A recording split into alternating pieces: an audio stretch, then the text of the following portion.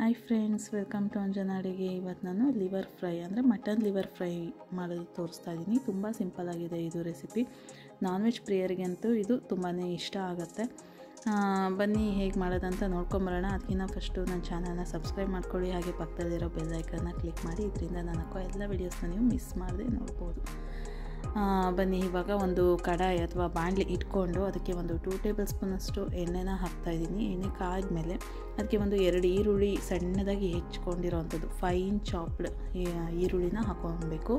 ಹಾಗೆ ಒಂದು 2 ಹಸಿಮೆಣಸಿನ್ಕಾಯಿನ ಹಾಕ್ಕೊಂಡಿದ್ದೀನಿ. ಇದೆಲ್ಲ ನೀಟಾಗಿ ಫ್ರೈ ಆಗಲಿ. ಇದಕ್ಕೆ ಬೇಕಿದ್ರೆ ಸ್ವಲ್ಪ ಉಪ್ಪು ಹಾಕೊಬೋದು, ಆವಾಗ ಬೇಗ ಫ್ರೈ ಆಗುತ್ತೆ ಈರುಳ್ಳಿ.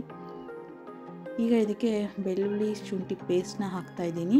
ಅಂದರೆ ಅದ್ರ ಜೊತೆ ಗ್ರೀನ್ ಚಿಲ್ಲಿ ಕೂಡ ಪೇಸ್ಟ್ ಮಾಡ್ಕೊಂಡಿದೆ, ಹಾಗಾಗಿ ಗ್ರೀನ್ ಕಲರ್ ಇದೆ ಅಷ್ಟೆ.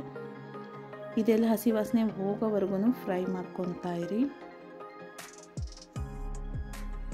ಈಗ ಇಲ್ಲಿ ಲಿವರ್ನ ಹಾಕ್ಕೊಳ್ಳೋಣ. ನಾನು ತೊಗೊಂಡಿರೋದು ಮಟನ್ ಲಿವರು 1/4 kg ಇದೆ. ಇದನ್ನು ಈಗ ಅದ್ರ ಹಸಿ ವಾಸನೆ ಎಲ್ಲ ಹೋಗೋವರೆಗೂ ಫ್ರೈ ಮಾಡ್ಕೊಳ್ಳೋಣ. ಸ್ವಲ್ಪ ಉಪ್ಪನ್ನ ಹಾಕ್ತಾಯಿದ್ದೀನಿ. ರುಚಿಗೆ ಎಷ್ಟು ಬೇಕೋ ಅಷ್ಟು ಉಪ್ಪನ್ನ ಹಾಕ್ಕೊಂಡು ಮಿಕ್ಸ್ ಮಾಡ್ಕೊಳ್ಳೋಣ. ಈ ರೀತಿ ಬೇಗನೆ ಫ್ರೈ ಆಗೋಗ್ಬಿಡುತ್ತೆ. ಇದನ್ನು ಸ್ವಲ್ಪ ಹೊತ್ತು ನಾನು ಮುಚ್ಚಿದ್ದೆ, ಒಂದು 2 ನಿಮಿಷ. ಆವಾಗ ಈ ರೀತಿ ಆಗುತ್ತೆ ನೋಡಿ. ತೆಗೆದುಬಿಟ್ಟು ಒಂದ್ಸರಿ ಮಿಕ್ಸ್ ಮಾಡ್ಕೊಂಡಿದ್ದಕ್ಕೆ ಅರಿಶಿನ ಪುಡಿ, ಹಾಗೆ ಧನಿಯಾ ಪುಡಿ, ಹಾಗೆ ಸ್ವಲ್ಪ ಪೆಪ್ಪರ್ ಪೌಡರು, ಹಾಗೆ ಇದು ಸ್ವಲ್ಪ ಗರಂ ಮಸಾಲ ಹಾಕ್ತಾಯಿದ್ದೀನಿ. ಹಾಗೆ ಸ್ವಲ್ಪ ಹಚ್ಕಾರ ಪುಡಿ ಕೂಡ ಹಾಕ್ತಾಯಿದ್ದೀನಿ.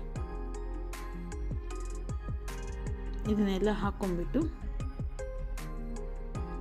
ಮಿಕ್ಸ್ ಮಾಡ್ಕೊಳ್ಳೋಣ. ಅದೆಲ್ಲ ಪೌಡ್ರೆಲ್ಲ ಸ್ವಲ್ಪ ಫ್ರೈ ಆಗೋ ರೀತಿ ನೋಡಿ. ಇದಕ್ಕೆ ನಾನು ಸ್ವಲ್ಪ ನೀರು ಹಾಕ್ತಾಯಿದ್ದೀನಿ, ಅಂದರೆ ಬೇಯಲಿ ಅಂತ.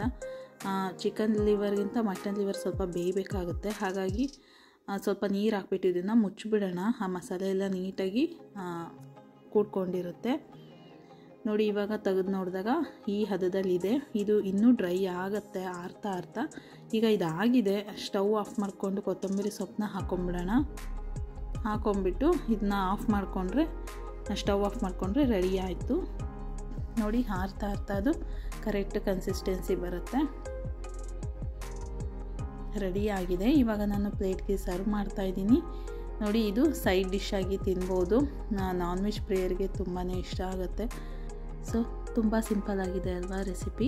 ನನ್ನ ವಿಡಿಯೋ ಇಷ್ಟ ಆಗಿದರೆ ಲೈಕ್ ಮಾಡಿ, ಶೇರ್ ಮಾಡಿ, ಹಾಗೆ ನನ್ನ ಚಾನಲ್ನ ಸಬ್ಸ್ಕ್ರೈಬ್ ಮಾಡ್ಕೊಳ್ಳಿ. ಪಕ್ಕದಲ್ಲಿರೋ ಬೆಲ್ ಐಕನ್ನ ಕ್ಲಿಕ್ ಮಾಡಿ. ಇದರಿಂದ ನಾನು ಹಾಕೋ ಎಲ್ಲ ವೀಡಿಯೋಸ್ನ ನೀವು ಮಿಸ್ ಮಾಡದೆ ನೋಡ್ಬೋದು.